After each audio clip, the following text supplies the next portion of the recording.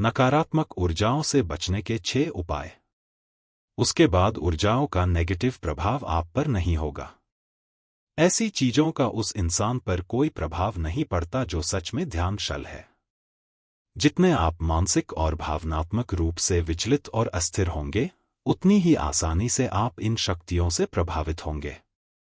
कुछ ऐसे लोग हैं जो ऊर्जा को तोड़ मरोड़ के किसी को नुकसान पहुंचाते हैं। वो इस तरह किसी की मौत का कारण भी बन सकते हैं। भारत के कुछ हिस्सों में यह काफी प्रचलित है। एक वेद है, 4 वेदों में से एक, अथर्ववेद, इसी को समर्पित है कि ऊर्जा का इस्तेमाल अपनी खुशहाली और किसी दूसरे को नुकसान पहुंचाने के लिए कैसे किया जा सकता है। जरूरी नहीं है कि इस तरह की ऊर्जा या इस तरह की क्रियाओं का इस्तेमाल सीधा आपके ऊपर किया जाए। अभी अगर कोई मेरे साथ कुछ नेगेटिव कर रहा हो और अगर मैं उसके लिए ग्रहणशील नहीं हूं और आप यहां बैठे हैं, तो आप प्रभावित हो सकते हैं। यह बिल्कुल हो सकता है। यह कुछ ऐसा है जैसे सड़क पर लोग एक दूसरे पर गोलियां चला रहे हो और आप बस वहां से पैदल निकल रहे हो, तो गोली आपको भी लग सकती है। तो कुछ खास अभ्यास हैं। अगर आप इन अभ्यास या कुछ खास उच्चारण को अपनी रोजमर्रा की जिंदगी में ले आएं, तो इन चीजों से आसानी से बचा जा सकता है। रुद्राक्ष का जो बीज होता है, उसका पेड़ मुख्य तौर से खास ऊंचाई पर होता है, लगभग 6,500 से 12,000 फीट के बीच। रुद्राक्ष का पेड़ इस ऊंचाई पर हिमालय क्षेत्र में उगता है और इसका स्पंदन या वाइब्रेशन बहुत अनोखा होता है। तो वो लोग जो लगातार यात्राएं करते हैं, रुद्राक्ष पहनते हैं ताकि उनकी अपनी खुद की ऊर्जा का एक कुकून बन जाए, ताकि बाहरी ऊर्जा उन्हें परेशान ना करे।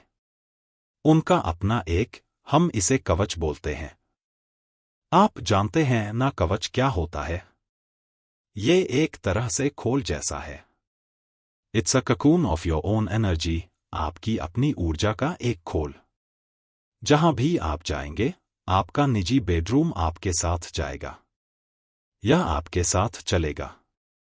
जहां भी आप जाएं, वो लोग जो कि परिवार और समाज के बीच हैं, हमेशा उनके पहनने के लिए सबसे बढ़िया रुद्राक्ष पंचमुखी होगा। और अच्छा होगा कि आपको उनसे मिला हो जो जानते हैं कि यह क्या है। बस यूं ही किसी दुकान से उठाकर इसे पहन लेना अच्छी चीज नहीं होगी। आमतौर पर जो रुद्राक्ष आपको यहां मिलता है, वह हमेशा ही उन परिवारों से लिया जाता है जो हजारों सालों से रुद्राक्ष को संभाल रहे हैं। वही परिवार उनके लिए यह एक पवित्र धर्म जैसा है, ना कि बस एक बिजनेस। एक और बीज होता है जिसे भद्राक्ष बोलते हैं। भारत के उत्तरी मैदानों में खूब पाया जाता है। यह असल में एक जहरीला बीज है जो बिल्कुल ऐसा ही दिखता है और खास तौर से भारत में पश्चिमी देशों के पर्यटकों के लिए। अब हम बड़े सुंदर प्लास्टिक रुद्राक्ष बना रहे हैं जो बहुत बढ़िया दिखते हैं। इससे भी अच्छे पर वो प्लास्टिक रुद्राक्ष हैं, ठीक है? तो सबसे अच्छा होगा कि इन्हें जानी मानी जगह से लिया जाए। नहीं तो तमाम तरह की चीजें आएंगी। मैं आजकल देखता हूं बहुत सारे।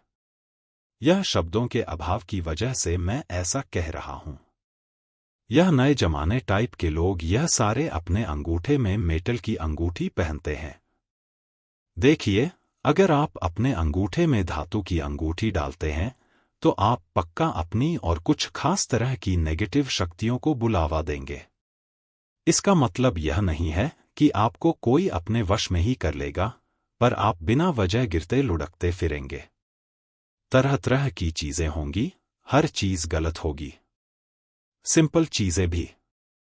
मुझे नहीं पता, अगर आप ऐसे लोगों से मिले हैं या किसी समय पर खुद आपके साथ ऐसा हुआ है कि जब चीजें बिगड़ना शुरू होती हैं, तो वह लगातार बिगड़ती चली जाती हैं। लगातार आप गिरते हैं, 1 या 2 नहीं। यह बस होता ही चला जाता है। सब कुछ और हर चीज गलत हो जाती है, छोटी से लेकर बड़ी चीजों तक। बस इसलिए क्योंकि they would have attracted certain dimensions of energy. चुड़ शायद उन्होंने ऊर्जा के कुछ खास आयामों को अपनी ओर आकर्षित किया है, जो दुनिया में कुछ भी करने के लिए सहायक नहीं होते, बल्कि ये किसी और चीज के लिए सहायक हो सकते हैं। सिर्फ वही लोग जो तंत्र विद्या करना चाहते हैं, वो अंगूठे में अंगूठी पहनते हैं। पर आज या तो अज्ञानता में या फैशन में एक बार आपने अंगूठे में मेटल पहन लिया तो आप इन चीजों को बुला रहे हैं। ऐसे सैकड़ों लोग हैं जिन्हें लगता है वो किसी के वश में हैं। यह सब हम उनसे बस इतना कहते हैं, आप बस यहां आकर ध्यानलिंग क्षेत्र में बैठिए। क्योंकि ध्यानलिंग में तंत्र के ऐसे आयाम हैं जो इन सब चीजों को काट डालते हैं। वह यहां से पूरी तरह मुक्त होकर जाते हैं। क्योंकि ध्यानलिंग क्षेत्र में तांत्रिक आयामों का समाधान हो जाता है। बस एक पूर्णिमा अमावस्या के दिन जब आप इन चीजों को लेकर ज्यादा ग्रहणशील होते हैं, बस एक दिन बस वहां बैठकर जाइए।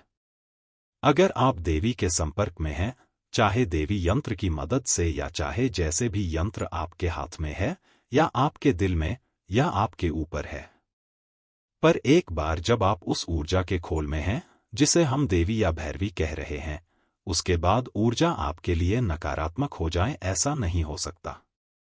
तो अगर आप बस इतना सुनिश्चित कर लें कि आप सही किस्म का खाना खा रहे हैं, अपने सिस्टम को ठीक से रख रहे हैं, तो यह संभावना कि आप में कुछ गड़बड़ी हो जाए जिसका कारण कोई दूसरी ऊर्जा या ऐसा कुछ है, ऐसा होना आपकी जिंदगी से कोसों दूर की बात है। उनसे देवी निपट लेंगी। अगर आप सच में ध्यानशील हैं, तो आप तंत्र के बारे में सोचिए भी मत। इन चीजों का उस इंसान पर कोई असर नहीं होता जो सच में ध्यानशील है। अगर आपने अपने भीतर के मौन को थोड़ा सा भी जाना है, कम से कम आपके भीतर दिन में कुछ पलों का भी मौन है, तो आप तंत्र की चिंता मत कीजिए। ऐसी चीजें उस इंसान को प्रभावित नहीं करती जो अपने अंतरतम की निश्चल को जानता है। किसी ने कहा है, आदमी केवल इल है यानी बीमार है क्योंकि उसे स्टिल यानी स्थिर होना नहीं आता। यह बिल्कुल सही है। सारी बीमारियां इसलिए हुई हैं क्योंकि उन्हें स्थिर रहना नहीं आता, खासकर वो वाली जो आपके मन को प्रभावित करती हैं, और वह जो दूसरे प्रभावों के कारण होती हैं। यह चीजें इसलिए संभव हो पाती हैं क्योंकि कोई स्थिरता नहीं है। तो अभी इस समय आप ध्यान की प्रक्रिया से अपने जीवन में वह निश्चल लेकर आ रहे हैं।